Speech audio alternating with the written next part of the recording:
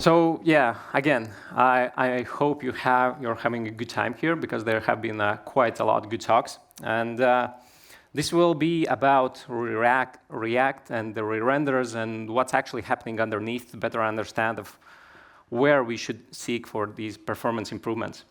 So with that, we will start with a bit of React history.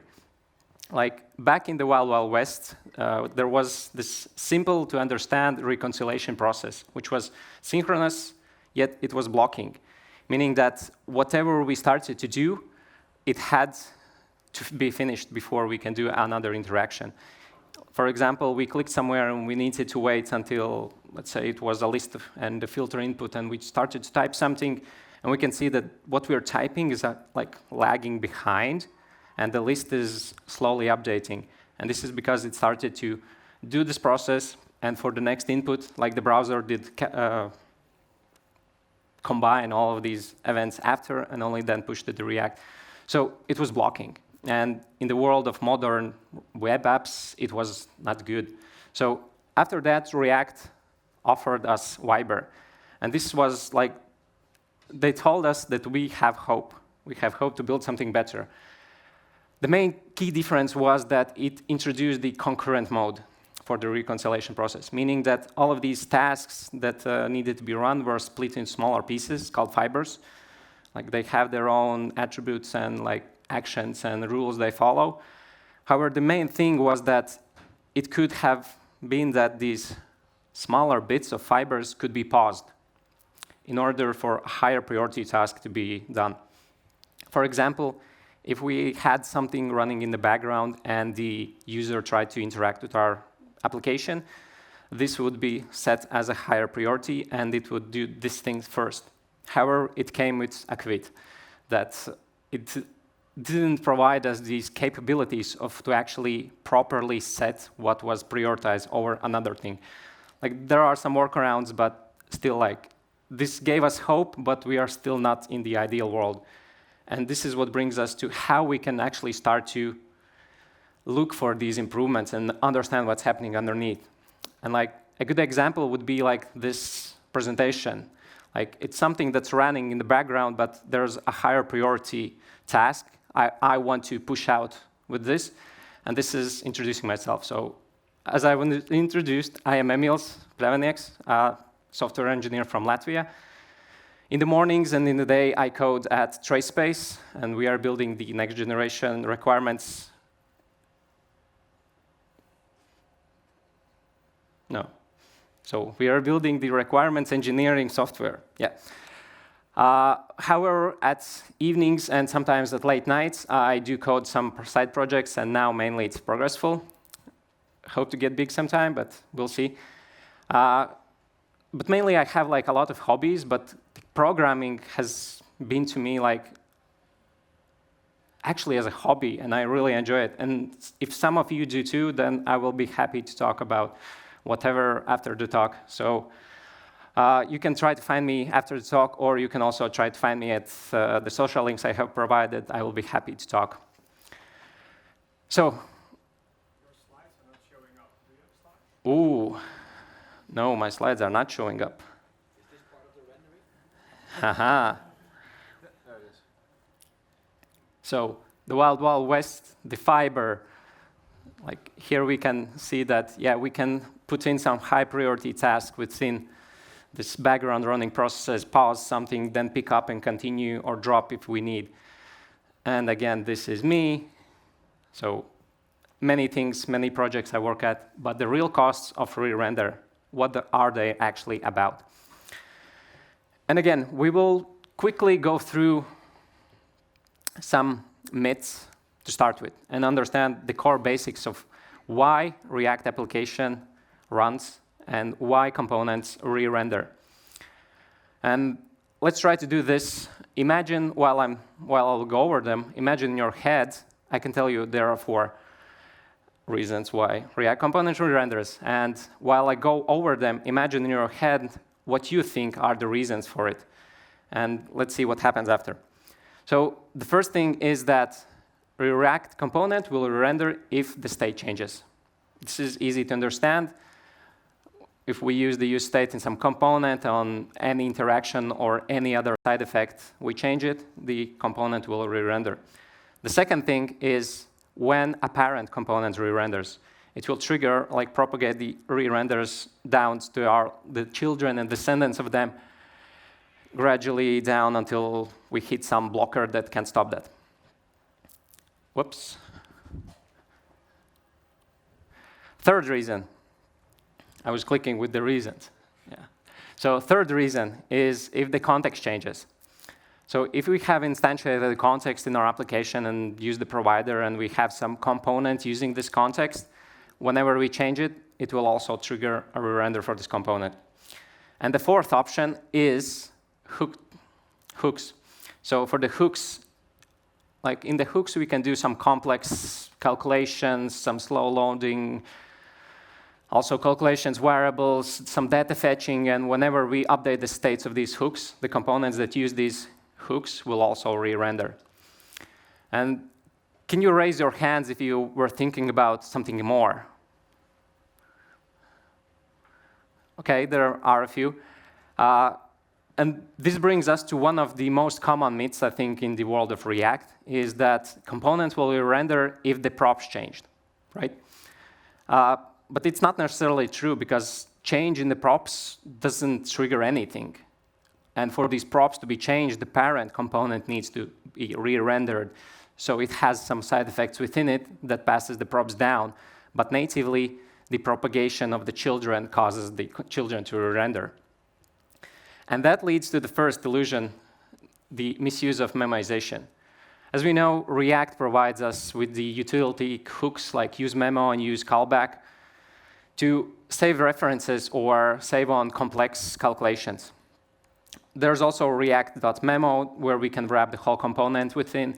And this is the place where this myth about the properties could come up, because the React memo does a shallow comparison of the props the component receives in order to decide to propagate further down or no. However, if we use this, like if we wrap everything within the memoization hooks or the .memo, it doesn't always solve all of our issues. It could actually sometimes give an overhead for the application to just do the same thing it was doing before, but now it does more calculations because it compares the memoized references and everything. And also, within these hooks, like useMemo and useCallback, we have the dependency arrays, right? And I'm sure a lot of you have seen where we get into this situation where we received something from the parent component, we have props or some other hook, then we use this data within some useMemo, and then from this useMemo, we use something within the useCallback, and then we pass it down, but it actually is not used further down. And we get these always changing dependencies. Or let's say if we wrapped everything in the memoization utilities, it still re-renders because of those first four rules of why the component re-renders. So if we are doing all of this, it basically leads to a premature optimization, where we try to optimize things that we don't necessarily need to at the time. And this can quickly backfire because, as I said, it basically adds additional overhead, and we can get some side effects from it. And another thing is that if there are server-side rendering, we really need to make sure that whatever we render there matches whatever UI would render for the first phase. Because if it doesn't, then these hydration mismatches actually are very costly. And also impure components. Impure components are necessarily to follow the rules of React, basically. If we are following them, we should be good. If we're not, we are slowly getting into some issues that could arise from that, and it's starting to cost us more. So let's step a bit back. What's actually happening in these re-render phases? Whenever we trigger, or the React, based on those four things, triggers the component to re-render, there are two phases happening. The first is the render phase, and the second is the commit phase. The render phase is basically a recursive process that starts from one node that wanted to re-render for any of the 4 reasons. And if it returns another component, it will try to render that component. And if that component renders something else, it will just gradually move towards down until it reaches a point when there's no components returned.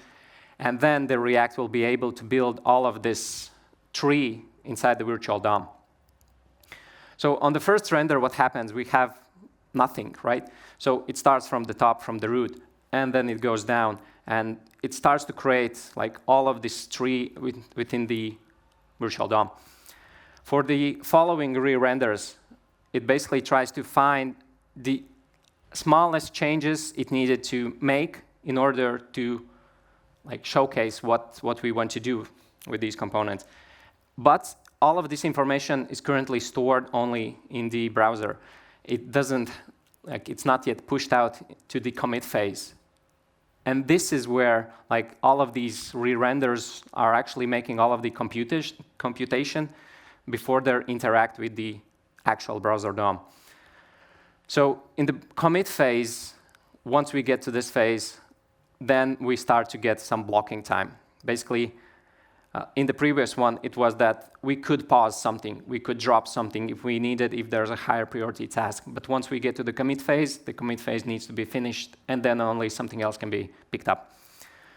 So here, as I said, it will actually start to make these changes to the DOM. Also do the layout trashing and calculating all the widths and sizes and everything. And if there are some side effects regards to this, it also will trigger those side effects. So it gets into this complex and costly part of the React renders. So by default, if we render the first paint, it will append everything because we have a blank canvas. And appending nodes to the DOM is very costly. But we need it. And this is where the server-side rendering can come in handy, kind of, because it can serve this before we fetch the code in order to build it, etc. But that's a bit different topic. So on the other re-renders, it will basically, from the rendered part, like the render phase, where we store just the changes that we need to commit to. Here, it will try to understand what actual DOM manipulations it needs to do in order to fulfill this, to match the state we have in the actual DOM to the virtual DOM. So when do re-renders actually hurt? I'm sure most of you have heard that this like sentence that re-renders are not necessarily bad, right? And it's completely true. Most of them aren't, because they happen in this first phase, the re-render phase.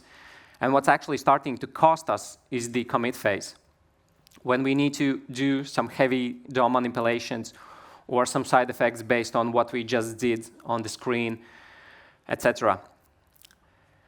So we should really focus on the real bottlenecks and try to find them before we actually start to preemptively do some optimizations with the memoization and whatever.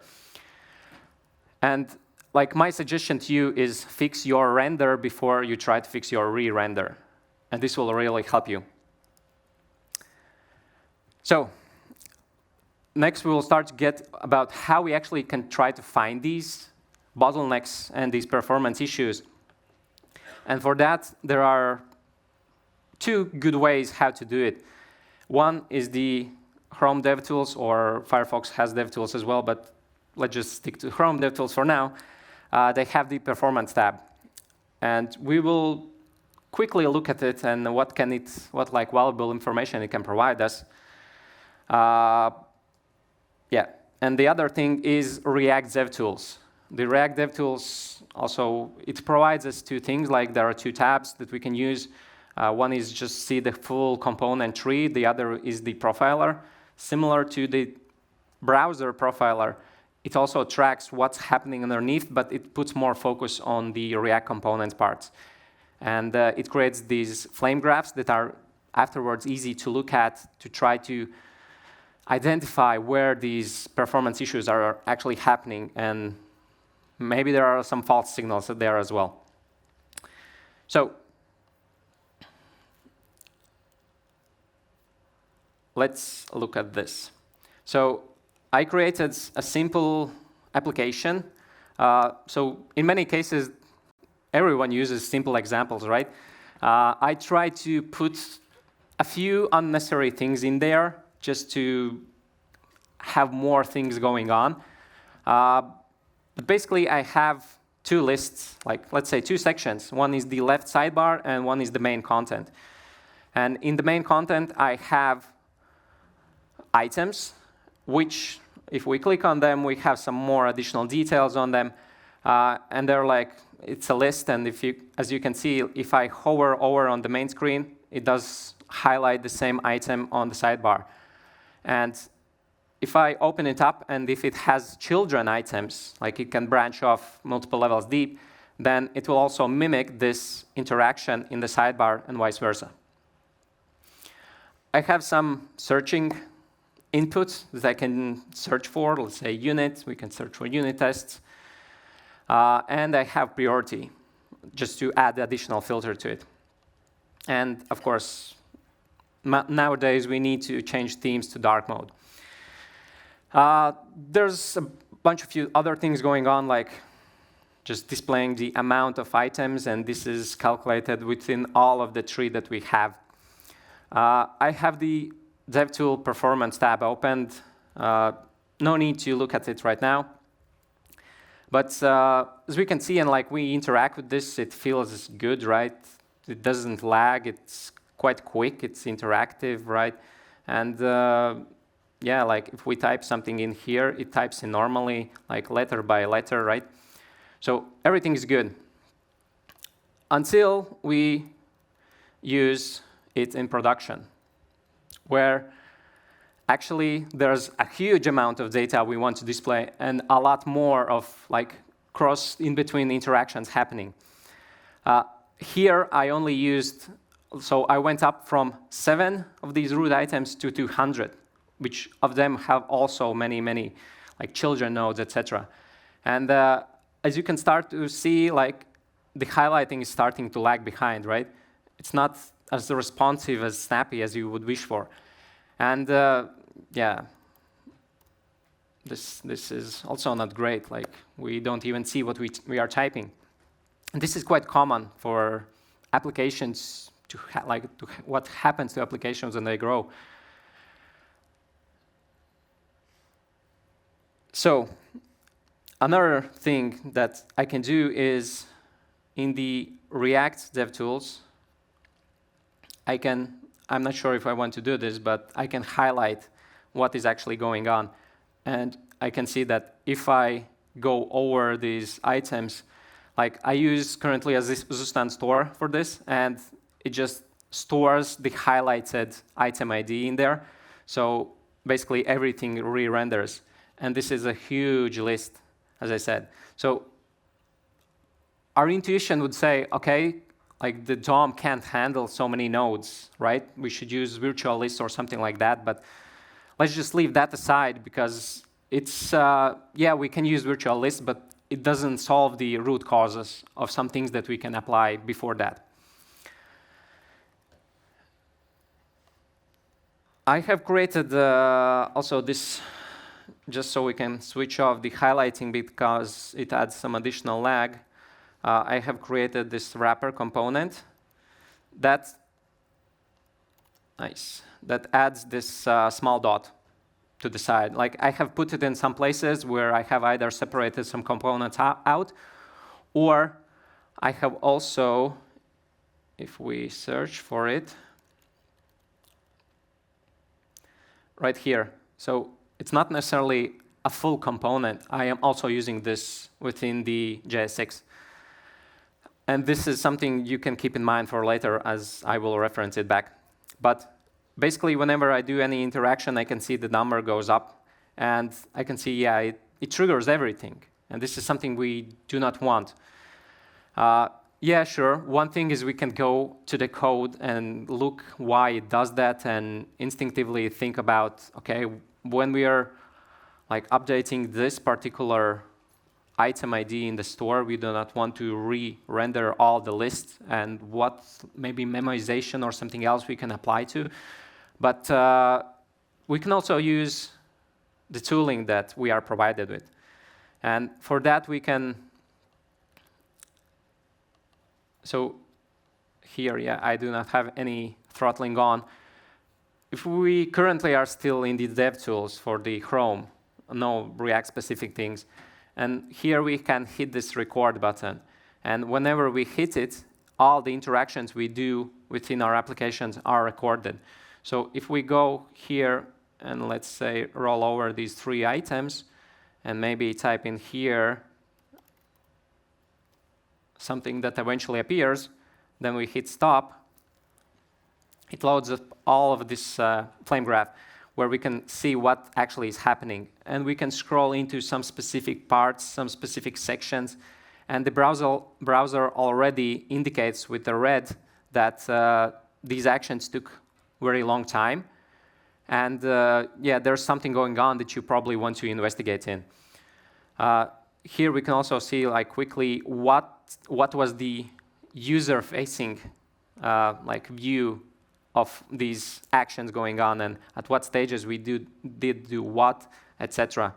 So, for example, if we go here, we can see in that small preview that we typed in something in the input, right? And basically, as we can see, it's empty until it's 4 letters in.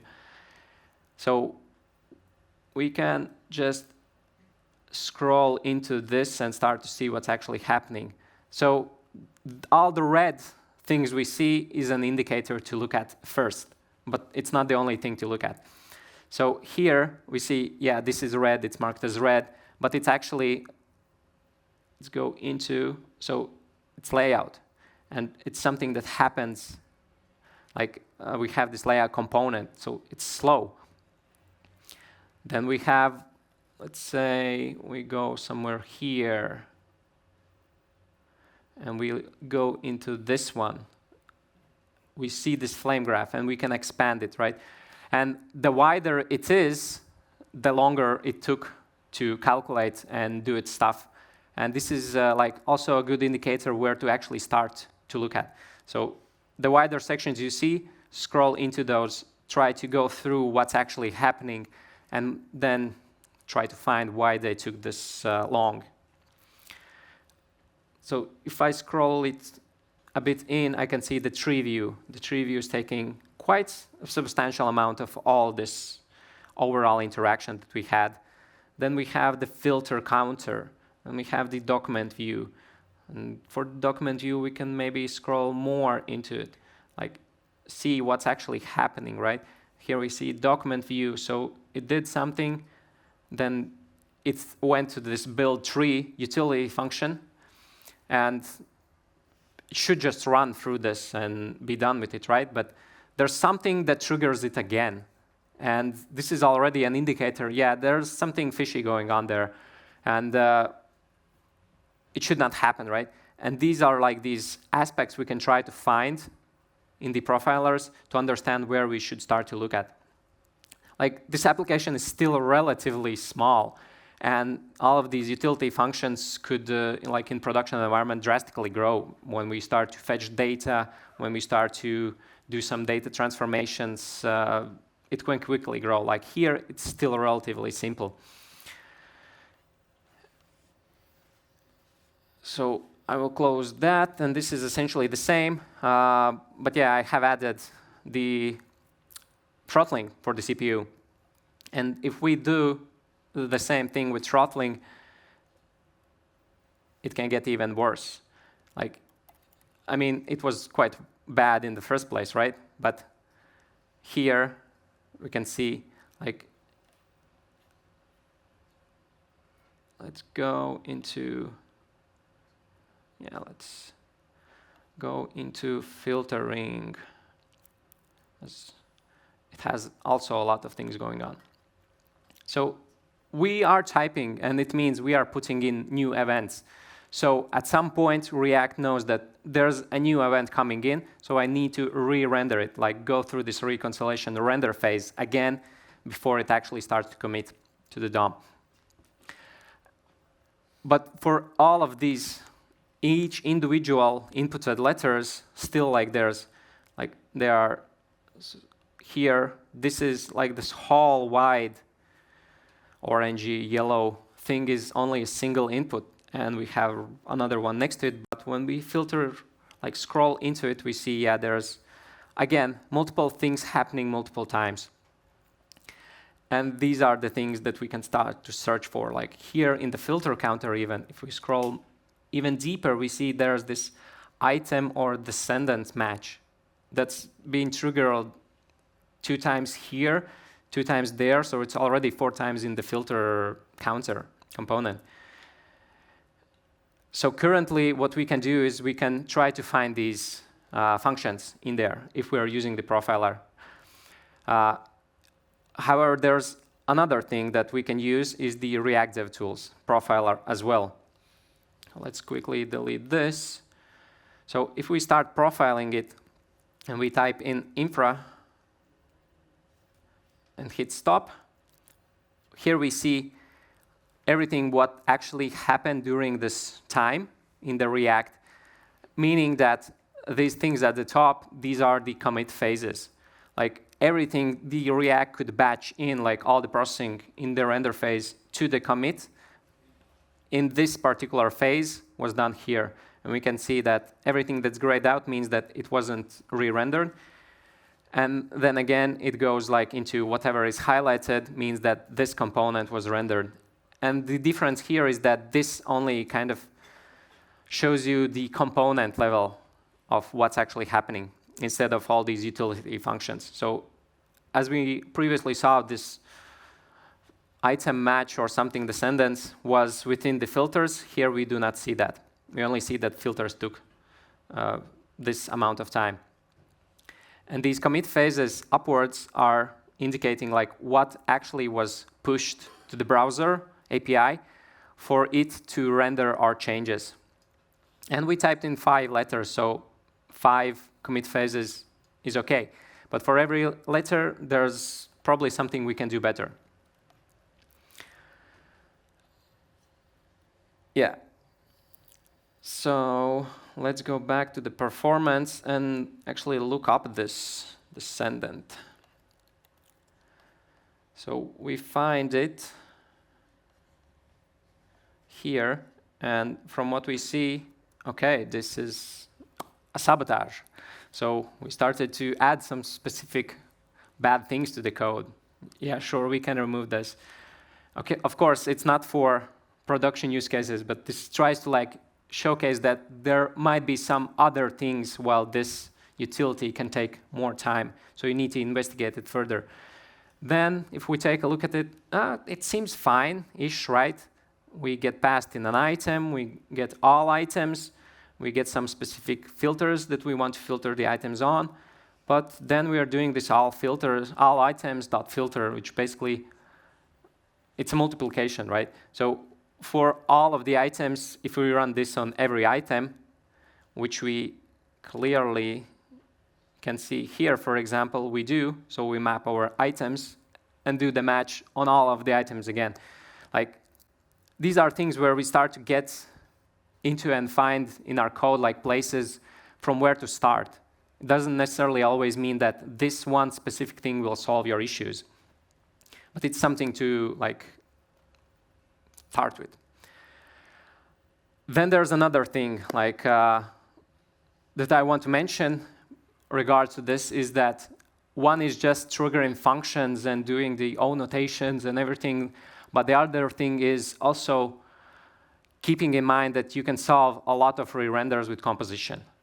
And proper composition is hard because there can be many factors to it, but starting to smarter divide your like logical components and what they do and where they are rendered can save you a bunch of time. Like if there's some fast rendering component within a slow one, you can pull that out while still rendering the contents of it inside the slow rendering component. And that's a subject of composition.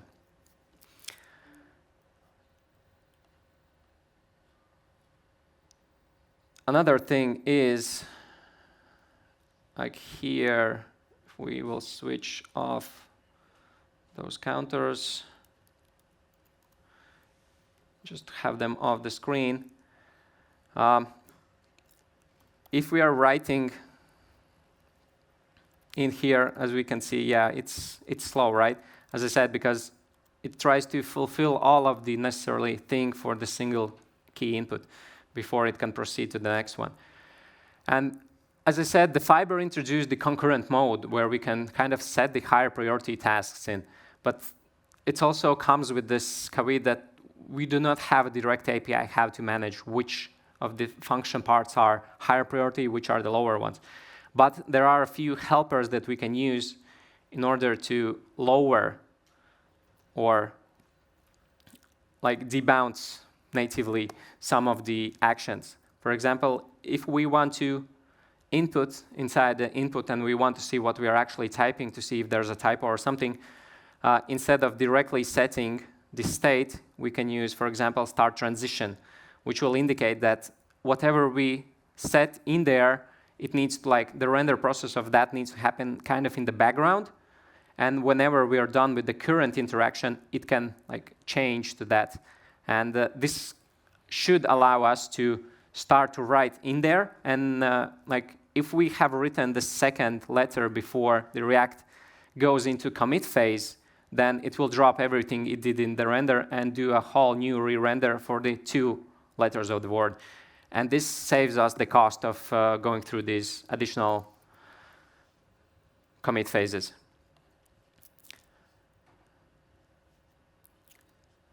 So then there's another thing. Like if you want to go more into details, there's like a lot of more things to actually seek for within these DevTools. Talia later will have also talk related to the DevTools. I recommend visiting that. It should be very interesting. If I remember correctly, it will use AI. But yeah, going further, have you heard about React for Get? Like it was codename React for Get. Actually, it's a React compiler. And like the hope the React team is giving us is that we will be able to forget about the memoization as a whole. Like we will not need to figure out, does this need to be memoized? Does like the component uses this property within other memoized dependency array, etc. Like we should be able to forget about everything. It also kind of adds smarter diffing to that. And it has, since it has this automatic memoization, the smart diffing applies to parts where, for example, here in the code where, let's go. So filter counter. I think this is good enough as well. Here we return JSX. It's not a component. We return everything within this component. But if we, as I said, we had this React counter, re-render counter for the whole component, and we had it for the title. And if we re-enable the highlighting for it,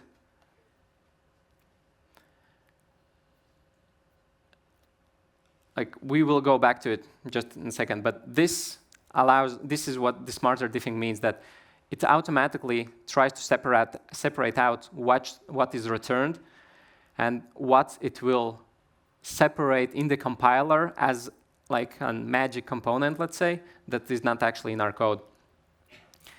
And as usually in all the presentations, everything works on the simple examples, and this was also true for the past React compiler, like talks, presentations, articles, everything. Like all the simplest cases worked fine. But then, like in real-world applications, where we have much more complex components, it started to not do the job properly. But then, like, it came to the state where it kind of forced us to intervene with what's actually happening in the compiler in a way that we had to work together with the compiler. For example, if we enabled it and it saved us a bunch of re-renders, but some part kept re-rendering, it was a good indicator that there's something wrong there. And we were not following the rules of React. And for the compiler to actually work, we strictly need to remember the rules of React. You can read up on them on the React documentation. So the state of the React compiler today is that it's bundled in the version 19. But yeah, like version 19, I'm not sure how many of you use version 19 in production. At least from all the people I have talked to, it's not much. A lot of are still on version 17, 18, or there are a few enterprises even still on version 16 because it just works for them. And the migrating upwards is far less of a thing for them. But we can install like additional dependencies for the version 17 and 18. And there's a small like written article in the React documentation as well how to actually do it. And it also brings us the ESLint tooling for that. So let's quickly do that. For example, here, it was here. So React compiler, this is the article they have. And in order to install it, it also provides what additional library you need to install. With the latest release that happened 1 week ago, 19.2, they simplified the installing and adding this to your existing projects if you're not using React 19. Now it's currently almost a single library. There's also ESLint, but yeah. And they also provide you different like environment setups, what you're using, if you're using pure Babel, maybe Vite or something else. Like it involves a lot of things and you can use it right now on your production code as well. So here I have done this. I have installed the packages. So there's this package that needs to be installed at dependencies because it runs at runtime. And then there's the ESLint plugin, etc. And what difference does it make? Like, I did not do any changes to the code, like right now. I have one version running with the pure React 18 here, and another one running here with the React 18 plus compiler. And for example, we can look at one interaction. Like initially, if we look at this, as we saw, it's quite slow. It's lagging behind. But with the React compiler, we can see there's an improvement. It behaves more quickly, right? It's not so slow. So it does already a good job of memoizing. And if we look again, see at all the red counters, like whenever which item I go, everything picks up one re-render. So because I'm rendering this as a simple map, everything's being re-rendered. However, the compiler knows that you actually interacted with only these 3 top components, and everything else doesn't need to be re-rendered because it has not set this other Boolean for the is highlighted. And we can also measure this with the performance tab as well. Like we can hit record, and we can, let's go over the first 2 and write infra and stop it. And we can see like the interaction to next paint is quite large, right? And it's lagging clearly, and it's also indicated in red. And if we do the same thing in here, and we go over these first 3 items, and we write infra, and we stop, we can already see some progress. But as we can see, there's still these red things in there, meaning that there's still issues with your code that you need to resolve it. And the issues here with the code is actually that it's not following all the rules of React properly. I have this code in the repository, and you will be able to take a look at it afterwards if you wish as well. But like just simply enabling it and doing nothing else already can benefit you.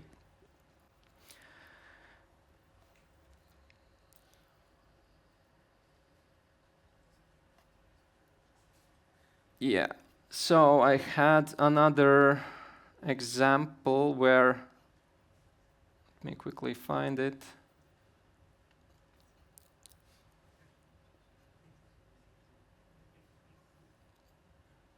Okay. Let's just chat after. But so getting back to the what, yeah, React 19.2. So while I was making this presentation and the demo app, which was halfly wipe-coded, 1 week ago, React released a new version, React 19.2, which introduced new features. But currently in US, there's also happening a React conference. So if you're really interested in that, I'm sure there will be new material to watch and read in the next days. But one thing I want to bring out is activity. Activity is a component that was brought in that basically allows us to create this component within the virtual DOM. We can set some specific states for it to do all of the computation. If it's a slow component, it's good because in the background it has a lower priority. So while the user is not interacting with the page, it can already start to build up the state, start to build up the variables. If there's data fetching, it can also start to fetch the data. And once we want to show this component on the screen, we just toggle a Boolean for this activity component, and it already knows everything what it wants to render. So at that point, it kind of skips this render phase and directly puts everything in the commit phase. And this is also a place where we can gain something. And there's use effect event. That's a new hook, yet another thing trying to fix the use effect side effect. Yeah, but it's actually something that could benefit for some parts. And this is more if you were using some action handlers within these use effect side effects that you had in the dependency array. Let's say, I know you had a theme in there for whatever reason. But now you can kind of, with these use effect events, create an action that will be an action that will receive an event from the side effect. So in the side effect, you only keep the logic that you actually want to interact from or with, and then you call this action with that event. And that allows to pull out these maybe context-changing parts from the dependency array, like theme, for example. And another thing is performance tracks in DevTools. And this is something that if you're using React 19.2, it adds additional things, useful things to the existing Chrome DevTools. Where we went over this profiling, it provides more detail on the components and other things regards to that. So what are the real costs? Wrapping everything up, the real costs of React re-renders in 2025 are not a single metric we want to seek for. It's not this INP only or something like that. It's basically measured in user experience. And meaning that we want the application for the user to be fluid, for smooth, so whatever they do and whatever they interact with the application, it behaves normally for them. They don't feel slow, that they need to wait, etc. But of course, there are important core web vitals. Some of the interaction next paint or total blocking time, there are more, but as again, it covers different states of what's actually regards to re-render and what's in regards to some other optimizations we can do. And the most costly part, as I said, is the commit phase. This is where actual DOM actions and manipulations happen. This is where the layout trashing happens, all of the recomputation of the widths and sizes and everything that can trigger some side effects afterwards as well. This is the phase we want to make as less costly as possible, meaning that every unnecessary re-render or maybe any impure component that we have can trigger the commit phase as well because it's committed to it. For example, if we're using, we want to showcase a date somewhere and we are using just new date, whenever the parent updates, it gets a new thing to render, and this is always being passed to the commit phase. And there are parts where we can save on this. And there are all of these side effects, like the use effect that trigger unnecessarily, that we can maybe switch out of. They're out of part. Hydration mismatches are also very costly, because if we provide the screen, like all the HTML and the nodes from the server, but then when the UI renders and tries to hydrate them, it sees that it's actually a mismatch, then what it does, it unmounts all the node and appends it again. And this is very costly for the browser. But if it matches the state and only needs to tweak some small thing to update or from the interaction, then these small little updates are less expensive, they are cheap. And as I said, yeah, import components can also just bring us issues. So lastly, with all of this, I want to repeat again, fix your render before you fix your re-renders. You can scan the QR code if you want to take a look at the web application. I have some parts commented out, which were like intentions of where you can also try to reorganize things in the code, essentially also like changing the composition of it. And yeah, I'm always happy to talk. You can try to reach me out afterwards, or you can reach to me at any of the provided places. So thank you.